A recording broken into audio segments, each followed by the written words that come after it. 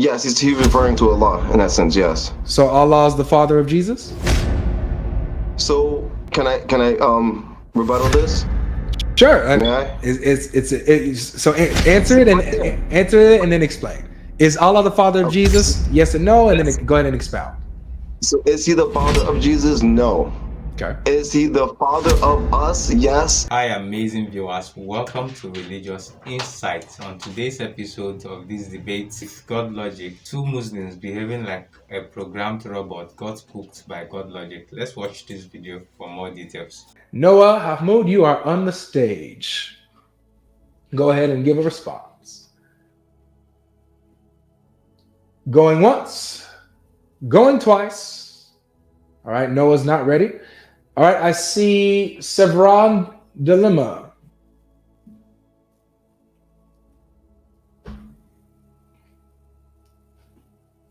Sevron, you're on stage. You're on the stage. Sevron. Going once, going twice, and you're done. All right. We got No Christians, please. Karam. Karam is the next guest here. Karam, are you here? Karam, you are on the stage. Karam, going once, going twice. And okay. All right, so that's all the guests that were on TikTok. They were not ready to come up. So, well, looks like we got somebody here. How you doing? Good, man. Hello? Can you hear me? Yes, I can. Are you a Muslim? Can you hear me? Am I Muslim? Alhamdulillah. Yes, I am. All right. Yes, all right. Would you like to try to win this 2,200? No, I would not. But I would love to try to give it a shot, though. All right. To prove that Jesus was a Muslim, just like Abraham, just like Noah, just like Moses. All right. Let's give it a shot. So, I would like to give I guess an example first. When you're given like a toaster, right? Let's say a unmantled toaster, and you have to put it in your house. It comes in a box, and you open up the box, and you don't know how to put the toaster together, right? The book that comes with that box, what is it called? No, no. Well, then this is going to be a hard conversation if you don't know what a manual is. Do you know what a manual is? Sometimes. It's going to be a very hard conversation. So my point is that when the toaster came to you and you needed the toaster, you needed the manual to put it together to learn how to obviously use the toaster. Okay. So my logic is that God would put us on this earth and give us a manual to how to live this life and how to get back to Him. What does that got to do with Jesus being a Muslim? Oh, let me get there. If you want me to, if I can get there. Yeah, please, straight. I'm a straight shot guy, man. I like to be straight to the point. So if you can, let's get straight to the point of Jesus being a Muslim. How are you going to prove that to me? Well, if I can explain that, I need time to explain. Like, unless you have somewhere to go. Okay. So this is how I am. I'm very like. I like to be straightforward. I like to be to the point. And just really quick, like the extra like explaining of what we're not talking about is not what I need or what the people need here. Well, I want you to explain as long as you're explaining the topic and the question asked. Yes. Okay, yes. So yes, explain how Jesus is a Muslim specifically, please. Specifically, because when God sent revelation to us, He sent revelation in forms of books, and He also sent these books to these men, and these men were prophets and messengers, including Jesus, starting from Adam and ending with Muhammad. All these men came with the same message, and that message was that there's only one God. Pray to one God. Is that what makes you a Muslim? To submit to the will of one God, yes. Thank you. All right. See, that's all you had to say. All you had to say was, being a Muslim is submitting to one God, and Jesus submitted to one God, so he's a Muslim. You see how quick that was, and not a shot to you. I'm just saying, you're right. Yeah, moving forward, right. Let's try to be straight to the point. You know what I'm saying? Because we understand everything. Yeah. Okay, so no, it's all good. It's all good. All right, so let's deal with this. So believing in one God, submitting to one God, that makes you a Muslim. All right. So let's say I say that I believe in one God and I submit to one God. Okay. But the one God that I say I submit to happens to be a statue in my closet. Am I a Muslim? No. And why is that? I submit to one God. I believe in one God. How am I not a Muslim? Because if you're a Muslim, we believe in monotheism, and if you believe, you have to know it. It comes down to knowing what a God is, because anything could be a God, correct? You can you can claim, you can call anything a God.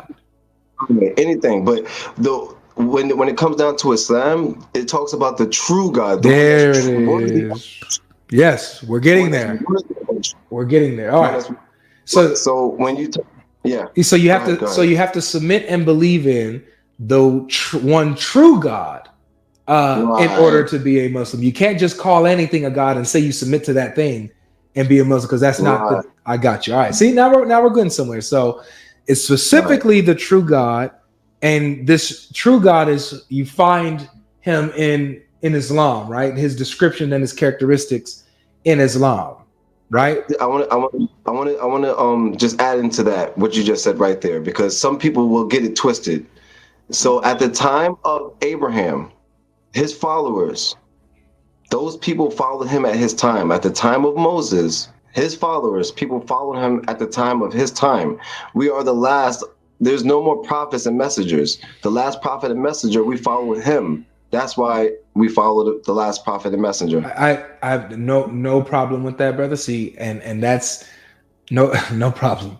Just specifically, you find, but I didn't need that. I didn't need that clarification, man. I didn't ask that. We didn't need that. So to submit to the one true God, it's the true God that is described in Islam. Is that correct? Yes. So Allah of Islam, specifically, the one who is not a trinity, right? He's absolutely one in his essence. Is that correct? Yes. All right. Absolutely. He has no partners, no companions, right? Right. He is not a father in any sense to anyone. He has no children, no offspring, right? Right. Okay. So this is the true God that Islam describes, that you have to believe in and submit to in order to be identified as a Muslim. We're on the same page? Right. All right, cool. Yes. All right. So now here's phase 2. So phase 1, we identified which God you're talking about. Phase 2 is showing that Jesus submitted and believed in the God that we just described in Islam. Not a father, right? No partners, not a trinity, absolutely one. Show that Jesus submitted to that God.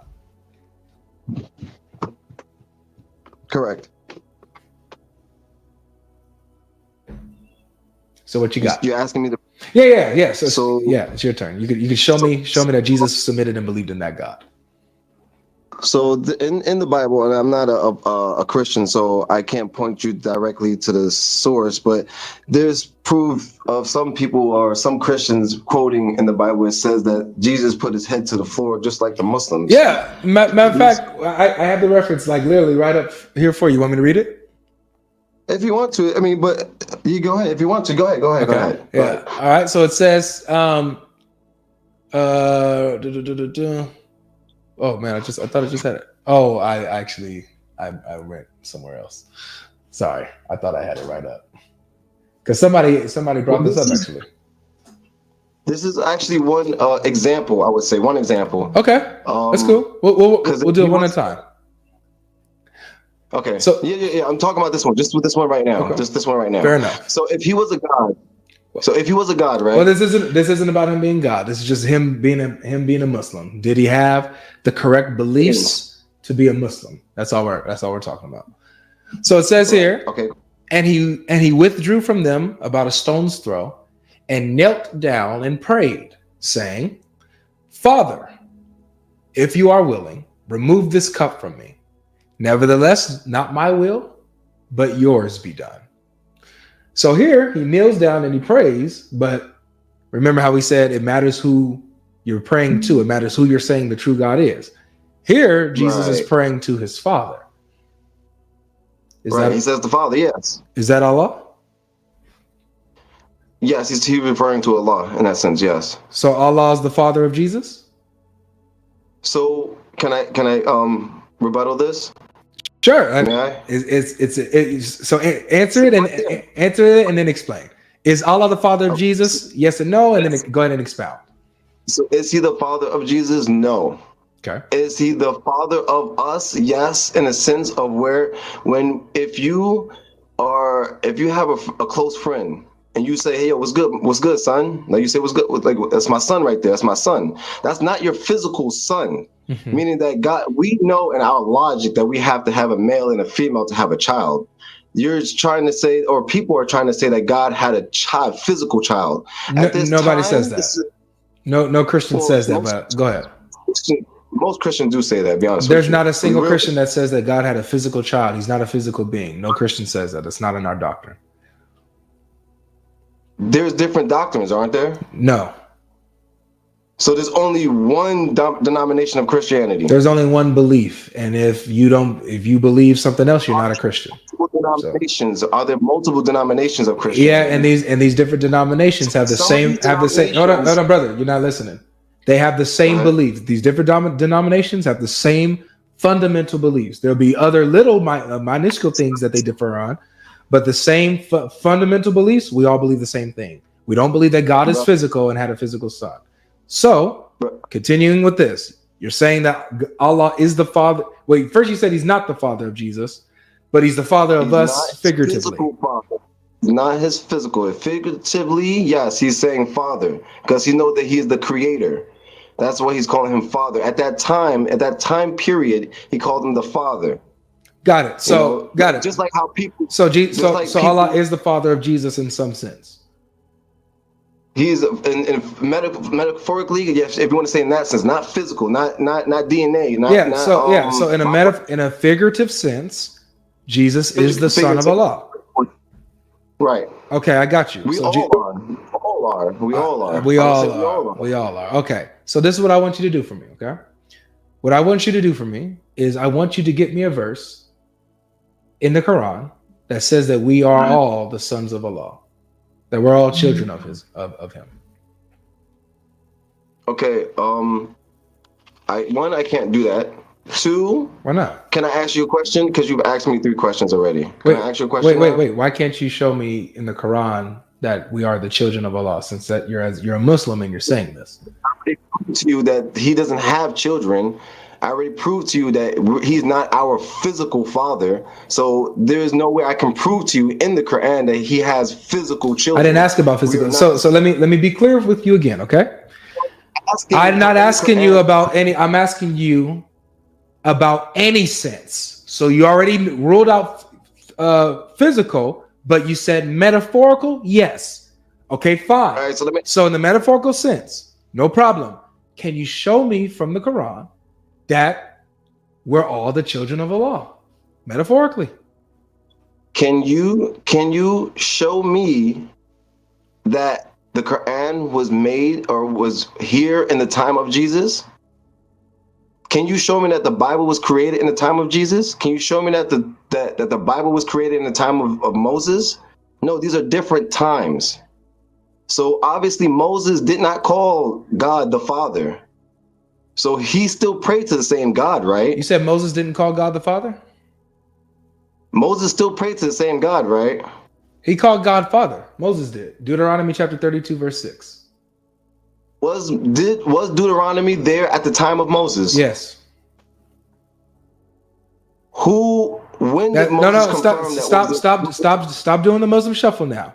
Please stick to the point. No, I'm not. So can you show me that we're all children of Allah in the Quran? answered your question. I said no. You cannot. There's no proof of that in the Quran. So then, why are you saying this when there's nothing in that says that in the Quran? Why are you saying this? I broke it down to you, but can I ask you a question? Wait, no, you didn't break it down. Why are you saying something that doesn't exist in your Quran? Break it down again. Wait, are you allowed to make up stuff that the Quran doesn't say? No. So then you're innovating. You're making stuff up. No. Okay, so if the Quran doesn't say that Allah is a father or that he has children in any way, shape, or form, then why are you saying that he is a father in some sense, in a metaphorical sense, has children in a metaphorical sense when the Quran doesn't say that? Why are you doing that? I'm telling you why Jesus, you asked why Jesus, this was the topic, prove Jesus was a Muslim. We're not talking about the Quran and other things. We're talking about Jesus, right? We're talking about Jesus. So I told you can you be a Muslim? Can you be a Muslim and go against the Quran? Was the Quran in the time of Jesus? Does the Quran have the same fundamental values that Jesus would have? Brother, you asked me so many questions. Can I ask you a question? No, this is, dude. If you can't deal with this, then you might as well just drop. You might as well drop. If you can't deal with this, you're not answering all the questions. You're not answering all the questions. Have some self-awareness.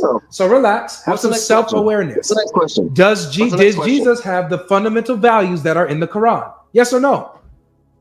Yes. Okay, so the Quran didn't have to exist in Jesus's time for Jesus to line up with the Quran because they would have the same fundamental values. Exactly. That's why he's a Muslim. Okay, so since he's a Muslim, he lines up with the Quran. So you're saying that so you're agreeing that Jesus called God his father in some sense. According to the Quran, is Jesus the son of Allah in some sense? Yes or no? No. So then why are you saying that? So that means that Jesus is going against the Quran. Jesus says that God is his father in some sense. The Quran says, nuh-uh, doesn't say that. So Jesus is going against the Quran, so he can't be a Muslim. No, he's a Muslim. He can't be. He doesn't have the same values as the Quran. He can't be a Muslim. Can I ask you a question? Wait. I want you to pay attention to what you just said. I did. I heard what you said. No, I want you to hear what you said. You said the reason why. Okay, good. So you said the reason why Jesus is a Muslim is because he has the same fundamental values that's in the Quran. That's what you said. But when we look at it, no worries. So when we look at it, we see that Jesus says that God is his father in some sense. You said that that's not in the Quran. So Jesus does not have the same values that's in the Quran. Do you get it? Can I talk now? Can I talk now? Go ahead. Thank you. Go ahead. Go ahead and talk. Go ahead and talk in the comment section. You're done here. Ashik, how you doing? You're on stage.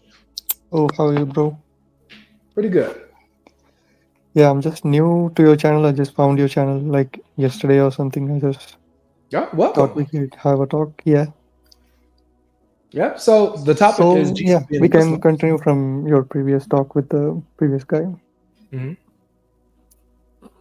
So Quran does not say like Jesus or any of us or the Son of God. So my understanding is that Jesus could have called him as father, but that means that's like the word for God in his language. It's not. The word for God in his language is Allah. Is Allah or Eloha. Yeah, right. So the word for God in Arabic is Allah. So what the Muslims do is just they submit to the one God who has created everything. Yeah, but hold on. Before you move forward, Allah means. Before you move forward. So Allah means God is what you're saying. Allah is the word for God. Right. The word for God in Jesus's language is Ilaha, right? Or Eloha.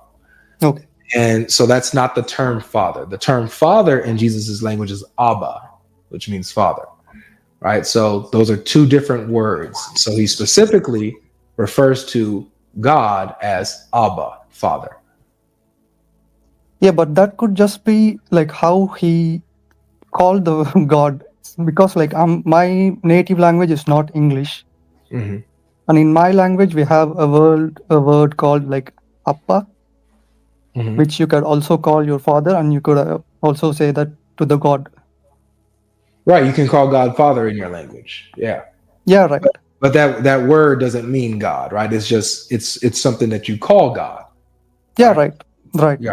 So Jesus, similarly, you're saying that Jesus called God his Father. This isn't just a language thing. It's a theological thing. This is what he yes, believed. that's what This I is what believe. Yes. right. And so is this in line with Islam that God is the Father of Jesus? No, it's not. What God says about Jesus that is he's a prophet. So God does not have any children. Mm-hmm. So this would mean that Jesus can't be a Muslim if he's saying that God does have children and that he's one of them, right? No, he's not saying God has children. It's the way he calls God. So he's not specific about God having children. He's very So specific. we interpret that as he's a child of God because he says God is his father and he's his son. That's literally what Jesus says over and over again. He literally says, I am the Son of God. But that could just mean like he's the prophet that God sent to, like he's a creation of God or anything, like just like I'm saying, like in my language. Nope. He makes a difference between the prophets who are the servants of God and then himself, the Son. He literally makes a distinction. Like how? Says, could you give some examples? Yeah, I'll show you. This is it's actually a good example that I like to go to. So we go to Mark chapter 12. I'll put it on the screen as well so we can all see it. All right, Mark chapter 12. All right, so it's the parable of the tenant. So this is how he does it. He says, and he began to speak to them in parables. A man planted a vineyard and put a fence around it and dug a pit for the winepress and built a tower and leased it to tenants and went into another country. When the season came, he sent a servant to the tenants to get from them some of the fruit of the vineyard. And they took him and beat him and sent him away empty-handed. Again, he sent them another servant, and they struck him on the head and treated him shamefully. And he sent another, and him they killed. And so with many others, some they beat and some they killed. So this person, the owner, kept sending different servants to the tenants here. Now, in this parable, who's the owner of the vineyard? Who do you think? The owner who keeps sending servants to the tenants. Who's the owner? I think it means the God. I'm not sure. Absolutely. No, you're right. You're absolutely right. It's God. And the tenants who he keeps sending servants to, who are they? The prophets. Right. So, the servants are the prophets that are being sent. And the tenants, they keep killing them, they keep abusing them, and sending them away, rebelling against them. Who are they? Who are the mankind who they came to preach? Exactly. And specifically, it would be the Israelites, right? They're the ones who keep killing their prophets, keep rebelling against them, right? Yeah, right. So you have Israel, the tenants, the servants are the prophets who keep getting sent, right? But they keep getting rejected. But here it says, verse 5, and he sent another, verse 6. He had still one other, a beloved son. Finally, he sent him to them, saying, they will respect my son. Now, according to this parable, the son is different from the servants. He's the beloved son of the vineyard owner. In this parable, who is the son?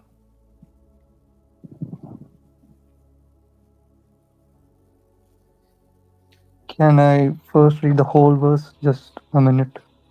I mean, sure, if you want. All right, let's keep going. It says, they will respect my son. But those tenants said to one another, this is the heir.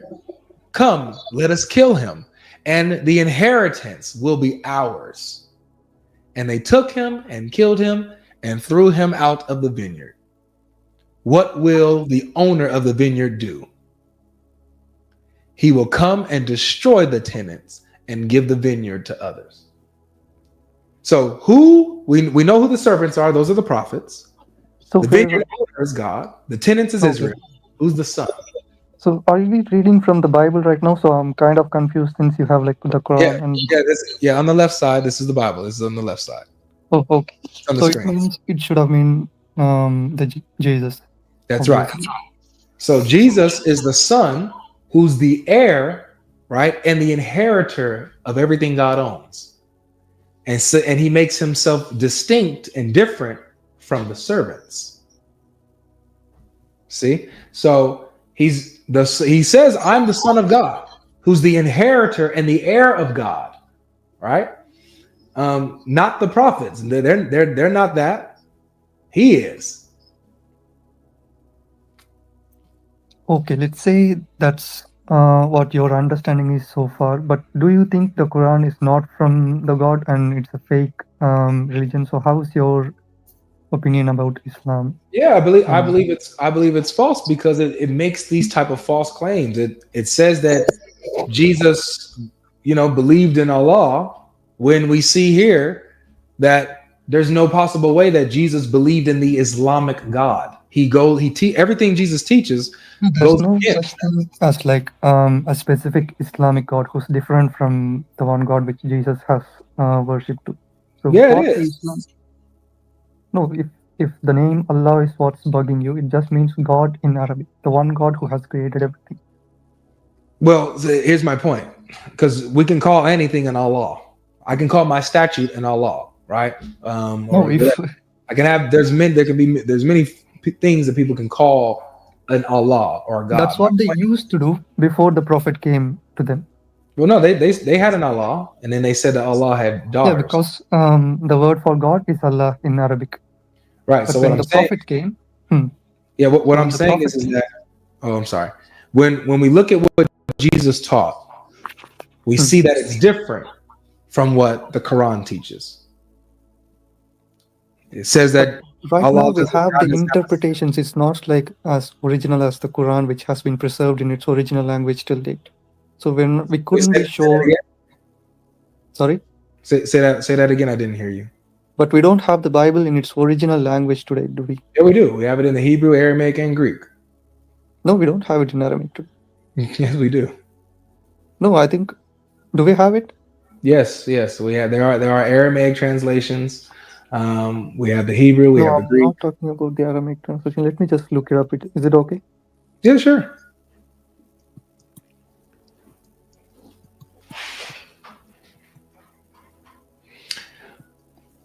In the meantime, as he's looking this up, guys, make sure you guys hit the like button and subscribe if you haven't done that already. I just looked it up and it says the oldest Bible we have today is the Old Testament, which is in Greek translation. So it says a translation. Well, actually, we have the Dead Sea Scrolls, which are in Hebrew. We have the Dead Sea Scrolls, which are in Hebrew. We also have the Greek translation of the Hebrew, which is what it's talking about, the Septuagint. And we also have some of the Aramaic scriptures, like Daniel and others. And we have the Greek, the Koine Greek, which is what the New Testament was written in. But what's your view on the Quran, which also prophesies a lot of things, which also talks about Moses and how like God will be preserving the body of Pharaoh? Wrong Pharaoh. As a proof to. Yeah, wrong Pharaoh. Ramesses, the body of the Pharaoh they found recently. Yeah, right. Yeah, that's not Ramesses was not the Pharaoh during Moses' time. How? But that's what those who found the body and the researchers claim. Yeah, they know that that's not the Pharaoh that was the Pharaoh in Moses' time. But the Quran makes a lot of claims, man. The Quran claims that Jesus mentioned Ahmed to come after him. Nowhere did Jesus ever say this. I'm sorry, I didn't get that. Can you come again, please? It mentions how Jesus mentions somebody named Ahmed, a messenger named Ahmed, to come after him. Yeah, it is mentioned in the Old Testament. If you could just look up Jesus. For Muhammad in the Bible, Jesus, and you'll find. Ashik, you're missing it. It says Jesus said that Ahmed will come after him. Jesus said this. It doesn't say it's in the Old Testament. It says Jesus said this. This will be in the gospel. But nowhere did Jesus ever say this. Yeah, Jesus mentions that. So if the Quran was to lie, so the actual name of the prophet was Muhammad. So he could have just said the prophet Muhammad will be coming. But he didn't. So the Ahmad has the same meaning as Muhammad. No worries, but and he didn't. In the Old Testament, he didn't say either of them. You're missing it. Jesus never ever mentioned Ahmed to come after him. If you want to switch it and plug in Muhammad there, he never said Muhammad is coming. He never. He said Muhammad. I actually found a video where like a Hebrew native is claiming that the word Muhammad is in the Bible, and it's a lie. So number one, they're talking about Songs of Solomon, where they translate where they try to say the Hebrew word Mahmadim is Muhammad's name. Muhammadim doesn't even have the same meaning or the same or it's not the same word or the same meaning. Muhammad's name means praised one. Mahmadim means together, altogether lovely or desirable things. So that's not Muhammad's name. It's not even a name at all. This explanation was from a Hebrew native who understands the Old Testament better than us. No, it wasn't. It's not natives of and if it was, he's wrong and he's lying. It's just as simple as that. Secondly, here's the point that I'm talking about. The Quran says Jesus said this.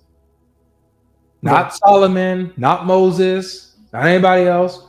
Jesus said Ahmed is going to come after him. And never do we ever see Jesus mentioning Muhammad at all.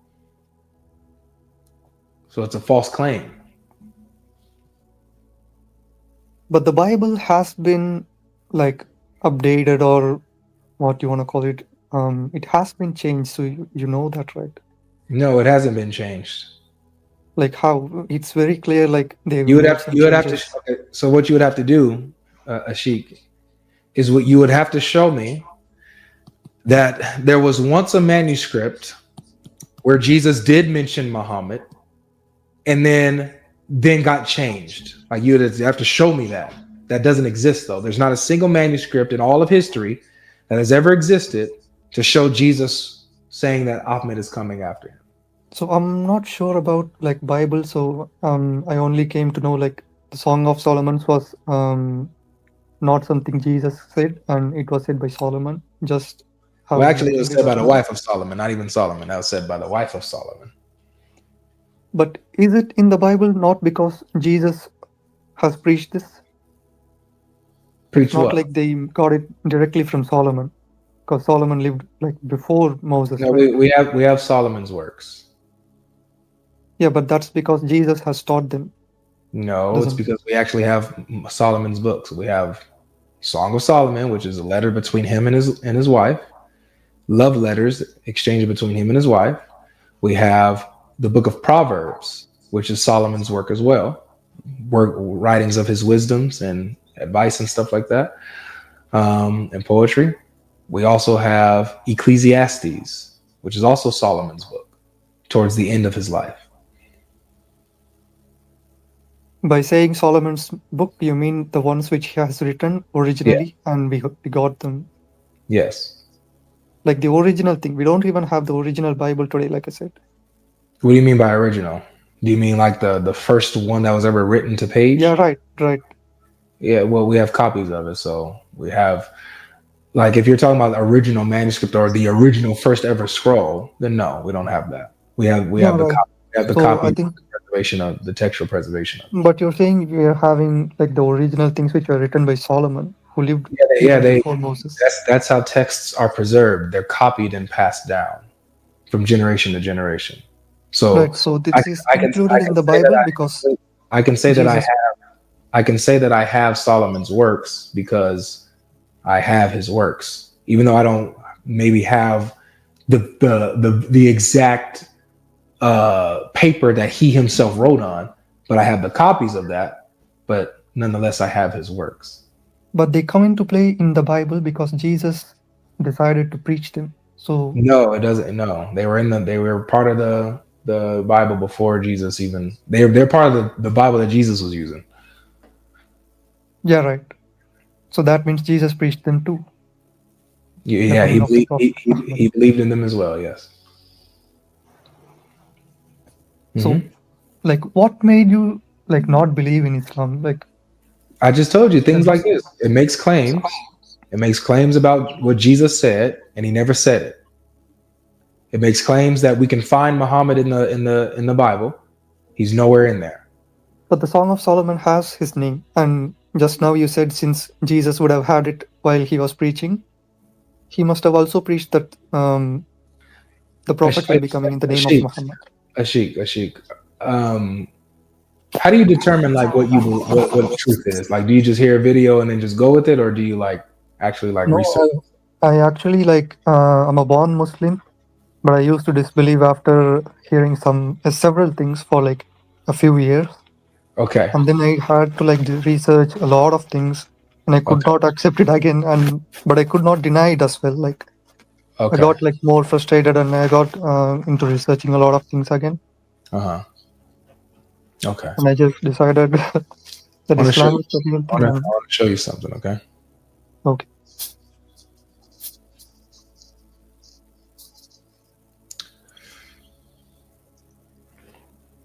Let me show you something. On the screen to the right, this is Song of Solomon 5:16. This is the word you're looking at. You see it? Right. Mahmadim is how to say it in the Hebrew. No. Okay? Altogether lovely. Yeah, but a native Hebrew speaker claimed that this is the name of Muhammad. No, they didn't. Yes, he did. And if they did, they're a liar, bro. This is not Muhammad's name, as you see. I mean, when we actually click on the word, because the eem there is just added, it's plural. That's why it's all together. It's plurality of lovely, plurality of desirable. It's makmadim. The root word of it is makmad. Makmad. Watch, look, see? And we click on it, and how to look at it. Look, transliteration, makmad. Phonetic spelling, makmad. Yeah, but I don't know as much as a native speaker of Hebrew. So the native speaker was a Jew.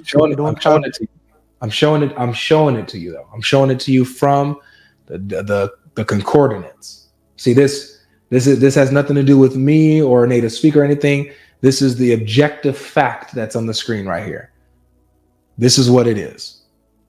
Matter of fact, when we look and see how this word is used elsewhere, let's actually take a look. Let's pretend. Let's take a look at all the meanings which. Let's pretend that this is Muhammad.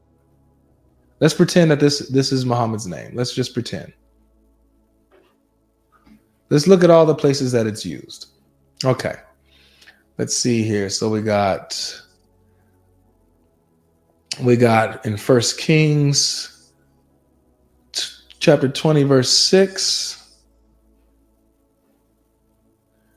But about the difference when they use it for the name and the normal word. There's like it ends with im when they use it for the name is what. No, that's not Hebrew, bro. Im is plural, okay? Yeah, but they also use it for as a respect for names. No, they don't. That's not in the Hebrew, man.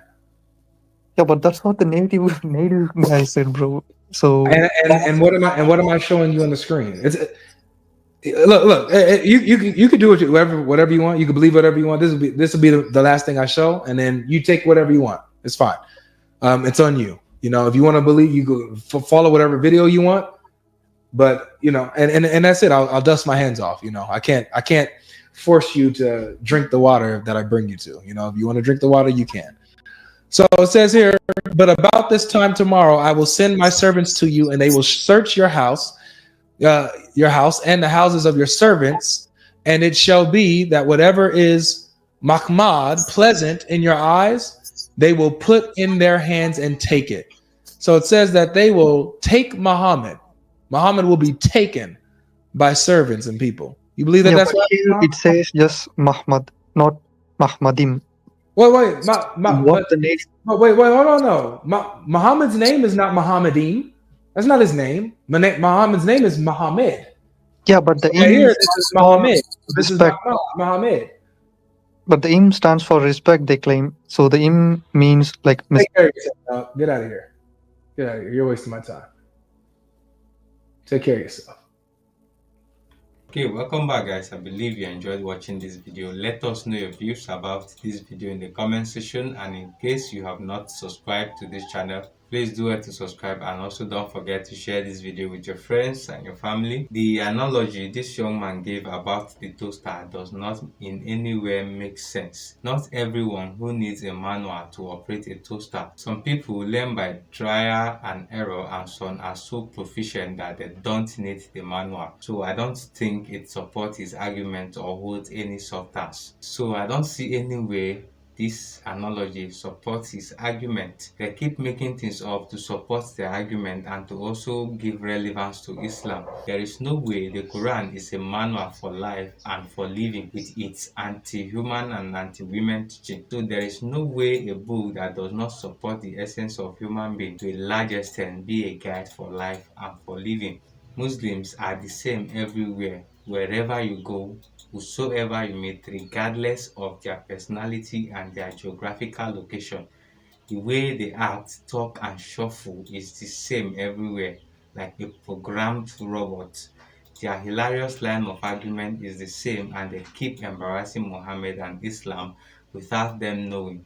To them, they are either catching fun or they are trying to prove a point.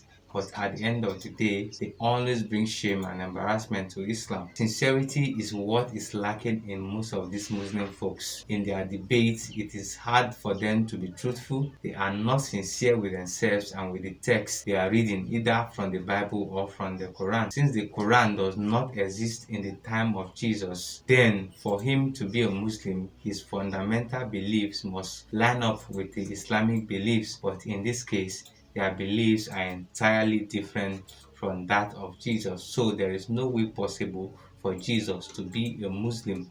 But this truth is so difficult for them to admit. So guys, thank you for watching this video. Let us know your views in the comment section. Don't forget to share this video as well with your friends and your family, and like it as well. Thank you for watching. See you in our next one.